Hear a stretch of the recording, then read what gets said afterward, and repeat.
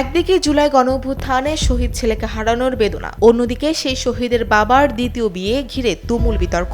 ময়মনসিংহের ঈশ্বরগঞ্জে এখন আলোচনার কেন্দ্রবিন্দুতে শহীদ শেখ শাহরিয়ার বিন মতিনের পরিবার।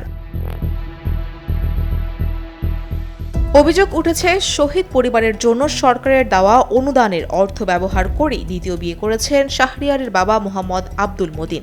অভিযোগ অনুযায়ী তিনি প্রায় 7 লাখ টাকা কাবিন এবং কয়েক লাখ টাকার স্বর্ণালংকার দিয়ে এই বিয়ে সম্পন্ন করেন। তবে এসব অভিযোগ সরাসরি অস্বীকার করেছেন আব্দুল মতিন।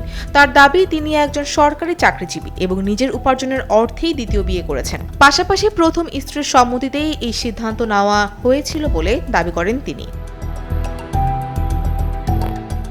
জানা গেছে, গেল বছরের জুলাই আন্দোলনে অংশ নিতে গিয়ে গুলিবিদ্ধ হন শেখ শাহরিয়ার বিন মতিন। পরে চিকিৎসাধীন অবস্থায় তার মৃত্যু হয়। একমাত্র ছেলেকে হারানোর পর পরিবারটি সরকারের পক্ষ থেকে আর্থিক সহায়তা পায়। বসুন্ধরা ডায়াপেন্ট এখন আরো উন্নত।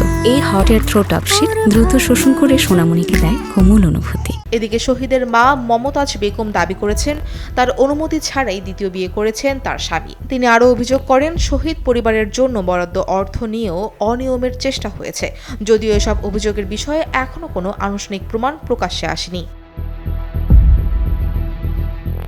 ঘটনাটি নিয়ে প্রতিক্রিয়া জানিয়েছেন জুলাই আন্দোলনের বিভিন্ন সংগঠনের নেতারাও।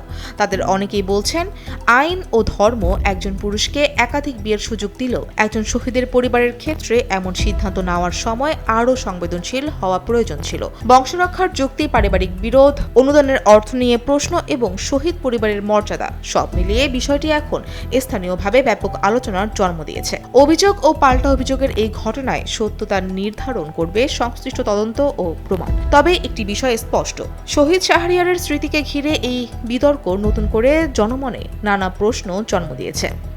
ফৌজিয়া ফারিহা, টেলিসান।